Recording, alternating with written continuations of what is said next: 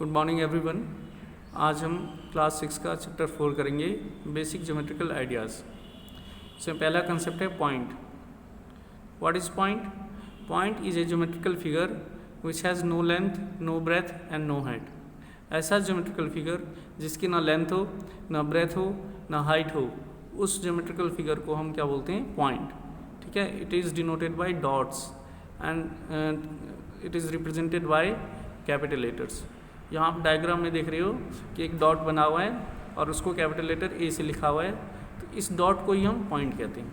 ठीक है। पॉइंट एक ऐसा शेप है, ऐसा ज्योमेट्रिकल शेप है जिसकी नहीं तो लेंथ होती है, ना ब्रेथ होती है, ना हाइट होती है। एक्चुअली में पॉइंट का क्या काम होता है? पॉइंट का काम होता है कि पोजीशन बताना। ठीक है।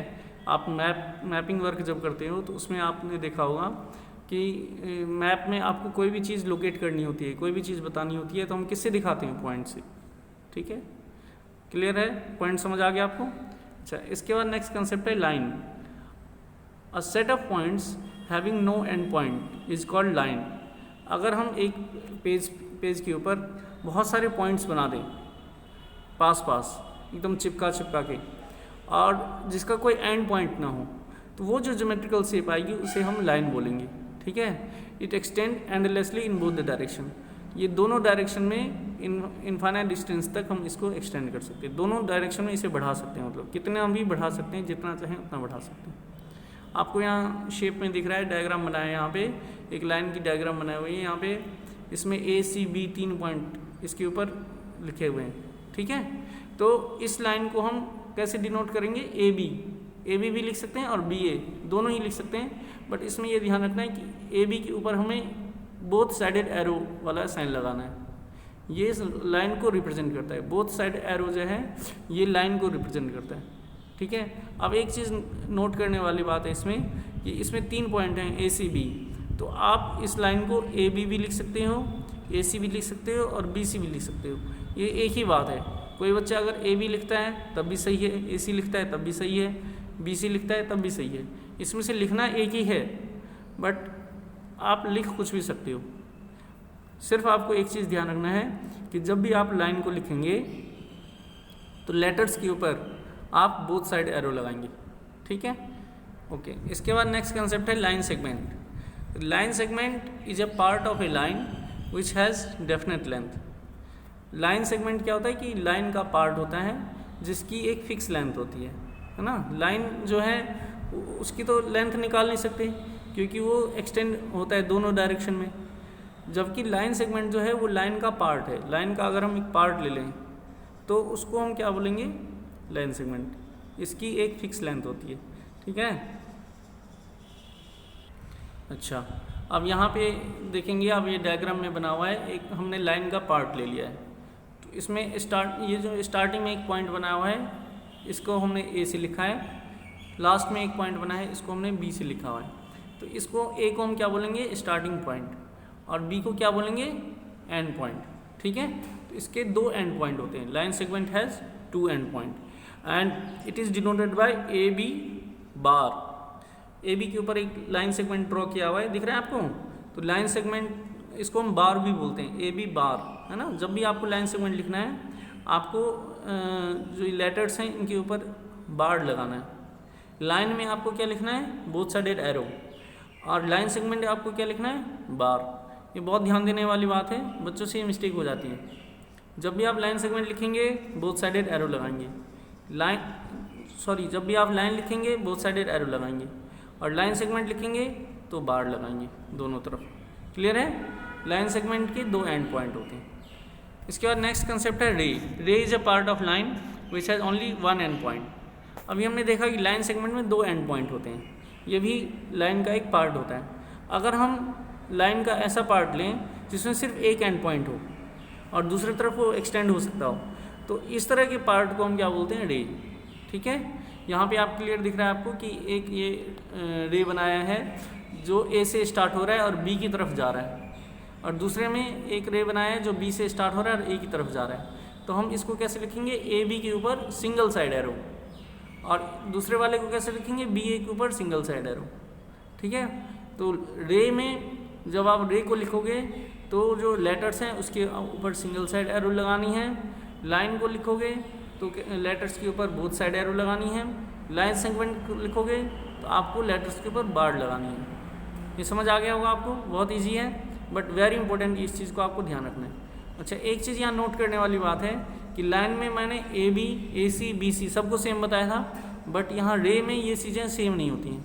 ठीक है, ए बी का मतलब हो गया कि रे ए से स्टार्ट हो रहा है और बी के डायरेक्शन में जा रहा है, और बी ए का मतलब हो गया कि रे बी से स्टार्ट हो रहा है और ए की डायरेक्शन में जा रहा है। यानी ए बी और बी ए ये अलग अलग हैं, समझ आ रहा है। ए बी को हम बी ए के बराबर नहीं लिख सकते in case of ray, but in case of line A B and B A both are same. समझ आ रहा है, लाइन और रे में डिफरेंस समझ आ रहा है आपको। लाइन जो है दोनों डायरेक्शन में मूव करता है, जबकि रे जो है एक ही डायरेक्शन में मूव करता है। लाइन का कोई एंड पॉइंट नहीं होता है, रे के कितने एंड पॉइंट होते हैं, 1 एंड पॉइंट होते हैं, लाइन सेगमेंट के 2 एंड पॉइंट होते हैं। जब आप लाइन को रिप्रेजेंट करेंगे तो एरो लेटर्स के ऊपर बोथ साइड एरो लिखेंगे, रे को रिप्रेजेंट करेंगे तो लेटर्स के ऊपर सिंगल एरो लिखेंगे, और लाइन सेगमेंट को रिप्रेजेंट करेंगे तो लेटर्स के ऊपर बार लगाएंगे। आई थिंक समझ आ गया होगा सबको, ठीक है, ओके। इसके बाद नेक्स्ट है कंसेप्ट इंटरसेक्टिंग लाइंस। तो 2 lines have 1 common point, they are called intersecting lines. अगर 2 लाइन हैं, अगर उनका एक कॉमन पॉइंट है, कॉमन पॉइंट का मतलब ये है कि वो अगर एक दूसरे से कहीं मिल रही हैं, है ना, तो उसको हम इंटरसेक्टिंग लाइन बनाएंगे। जब भी हम 2 लाइन ड्रॉ करेंगे पेपर के ऊपर, या तो वो मिलेंगी या फिर वो नहीं मिलेंगी, है ना, यही 2 कंडीशन है, और तीसरा कोई कंडीशन नहीं है। अगर वो दोनों लाइन मिल जाती हैं किसी न किसी पॉइंट पे, तो फिर हम उसको बोलते हैं इंटरसेक्टिंग लाइन, और जिस पॉइंट पे मिलती हैं उसी पॉइंट को हम कॉमन पॉइंट बोलते हैं, ठीक है, या फिर पॉइंट ऑफ इंटरसेक्शन बोलते हैं। दोनों ही बोल सकते हो, कॉमन पॉइंट भी बोल सकते हैं और पॉइंट ऑफ इंटरसेक्शन भी बोल सकते हैं।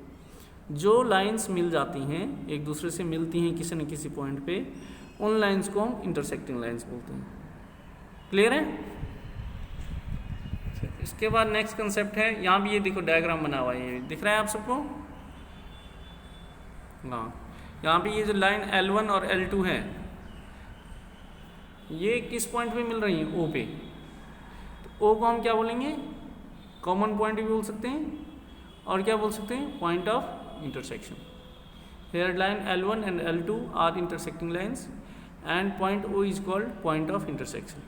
ठीक है, समझ आ गया आपको? ओके, नेक्स्ट है पैरेलल लाइन्स। पैरेलल लाइन्स ये होती है कि इफ़ 2 और more lines having no common point, अगर 2 लाइन या 2 से ज़्यादा ऐसी लाइन हैं जिसमें कोई कॉमन पॉइंट ना हो। कॉमन पॉइंट का मतलब ये है कि वो कहीं मिलती ना हो, तो फिर इस तरह की लाइन को हम क्या बोलते हैं? Parallel lines. Such lines are called parallel lines. It is denoted by double L. ये दिख रहा है आपको? ये 2 मैंने बार बनाई है, सीधी सीधी बार हैं, डबल एल मान सकते हैं आप इसको हम पैरेलल लाइन को इसी डिनोट करते हैं। ठीक है, अब यहाँ पे देखो एक लाइन L बना हुआ है और एक लाइन M बना हुआ है। Third line L and M has no common point. इनमें कॉमन पॉइंट क्यों नहीं है? क्योंकि ये कहीं पर भी मिलेंगे नहीं। हम इसको कितना भी एक्सटेंड कर लें, ये एक दूसरे से कभी भी नहीं मिलेंगी। तो इसलिए ये दोनों लाइन कैसे हैं? पैरेलल लाइन है। So line L is parallel to line M, that is L is parallel to M। ठीक है, जनरल लाइफ में पैरेलल लाइन्स के एग्जाम्पल क्या हैं? Railway lines. रेलवे लाइन देखिए आपने, वो पैरेलल लाइन होती है, दोनों एक दूसरे से कभी मिलती नहीं है। वो दो अलग अलग रेलवे लाइन एक दूसरे से मिल सकती हैं, लेकिन अगर कोई सिंगल रेलवे लाइन है जिसपे एक ट्रेन चलती है, तो उसके जो दोनों लाइन्स होती हैं वो कभी मिलती नहीं है। तो railway line is an example of parallel lines. The opposite edges of your book and notebook, जैसे एज मतलब होती है साइड्स, जो आमने सामने वाली साइड हैं हमारी, जैसे कॉपी के पेजेस हैं या बुक के पेजेस हैं, तो उसके सामने वाले जो साइड्स हैं वो पैरेलल साइड्स हैं, है ना। ऐसी कॉपी में जो लाइंस ड्रॉ की हुई हैं आपकी कॉपी में, वो जो है वो भी पैरेलल लाइंस के एग्जांपल्स हैं। ठीक है, ऐसी विंडो में जो रॉड्स लगे होते हैं, वो रॉड्स भी पैरेलल लाइन के एग्जांपल्स हैं। ठीक है, तो कहीं पे आपको जैसे 2 रॉड्स अगर मिल रहे हैं तो वो कैसे हो जाएंगे? Intersecting lines. और दोनों रॉड अगर नहीं मिल रहे हैं कहीं पर भी, तो वो कैसे हो जाएंगे? Parallel lines. समझ आ गया? वेरी सिंपल कंसेप्ट है। जब भी आप 2 या 2 से ज़्यादा लाइन पेपर पे ड्रॉ करेंगे, तो 2 ही कंडीशन हो सकता है, या तो वो दोनों लाइन मिलेंगी या वो दोनों लाइन कभी नहीं मिलेंगी। अगर लाइन दोनों किसी न किसी एक पॉइंट पे मिलती हैं तो फिर उस लाइंस को हम क्या बोलेंगे, इंटरसेक्टिंग लाइंस। और अगर वो दोनों लाइंस कहीं पर भी नहीं मिलती हैं, चाहे हम उसको कितना भी एक्सटेंड कर लें, तो फिर उन लाइंस को हम क्या बोलेंगे, पैरेलल लाइंस। आई थिंक समझ आ गया होगा आपको, है ना। और इसको हम पैरेलल से डिनोट करते हैं, डबल एल से। यहाँ पे ये लिखा भी है L is parallel to M. या तो हम ये लिखेंगे कि line L is parallel to line M, या फिर शॉर्टकट में हम ये सिंबल में ऐसे लिख सकते हैं L is parallel to M. ये आपको याद रखना है, आगे बहुत काम आएगा, ठीक है। इसके बाद नेक्स्ट ये रिमार्क है एक इसमें कि there are infinite line passes through one given point. अब आपके पास एक पॉइंट है, एक पॉइंट से कितने लाइन पास कर सकती है, ये क्वेश्चन पूछा जाता है। 1 मार्क्स में कई बार आए हो ये question, and very important question, you have to remember this. एक पॉइंट से हम कितने भी लाइन बना सकते हैं, है ना, कितने भी लाइन इस पॉइंट से पास कर सकता है। तो there are infinite line passes through one given point and there is only one line passes through two given points. अगर दो पॉइंट है हमारे पास, पॉइंट ए और पॉइंट बी है, आपको दिख रही है यहाँ डायग्राम में, पॉइंट ए और पॉइंट बी दो पॉइंट हैं, इससे केवल एक ही लाइन बनेगा। अगर आपके पास दो गिवन पॉइंट हैं तो दो गिवन पॉइंट से सिर्फ एक ही लाइन बनता है, और एक गिवन पॉइंट है तो उससे हम इनफाइनाइट लाइन्स पास करवा सकते हैं, ठीक है। तो इसके बेसिस पे आप एक्सरसाइज 4.1 कर सकते हैं। एक्सरसाइज 4.1 का ये क्वेश्चन नंबर 1 मैंने यहाँ कर दिया है। इसी टाइप के बाकी क्वेश्चंस हैं, आप ये कर लेना इसमें, है ना। 4.1 में ये पहला क्वेश्चन है, इसमें हमें 5 पॉइंट्स बताने हैं फर्स्ट पार्ट में। तो 5 पॉइंट कौन कौन से हो जाएंगे, D, E, O, B and C. फिर बतानी एक लाइन बतानी है। तो लाइन क्या होता है, जो दोनों डायरेक्शन में मूव करता हो, है ना। तो अब ये देखो यहाँ पे जो ये डी बी वाली लाइन है, डी बी, ये दोनों डायरेक्शन में जा रही है, दोनों साइड बढ़ रही है, तो ये एक लाइन है। तो इसको हम डी बी भी लिख सकते हैं, ई बी भी लिख सकते हैं, ओ बी भी लिख सकते हैं, कुछ भी लिख सकते हैं। इसमें से एक ही लिखना है, कोई आपको तीनों नहीं लिखना है, ये तो मैंने समझाने के लिए लिखा है। You have to write only one, ठीक है। एक लाइन कौन सी है, या तो आप डी बी लिखेंगे, या आप ई बी लिखेंगे, या फिर ओ बी लिखेंगे। ऐसे ही 4 रेज, रेज क्या होता है, जो एक ही डायरेक्शन में जाता है।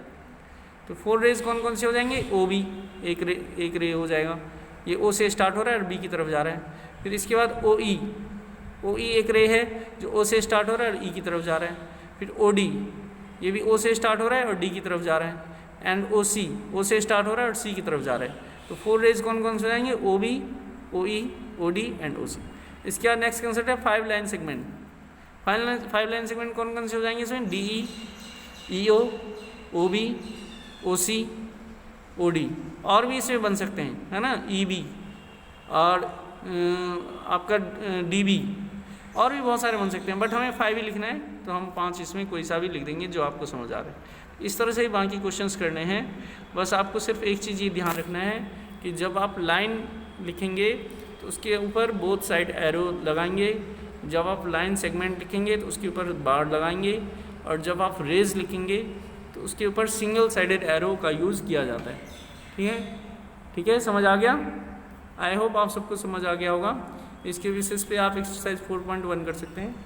एक्सरसाइज 4.1 आप कर लेना, ठीक है बेटा। Thanks for watching.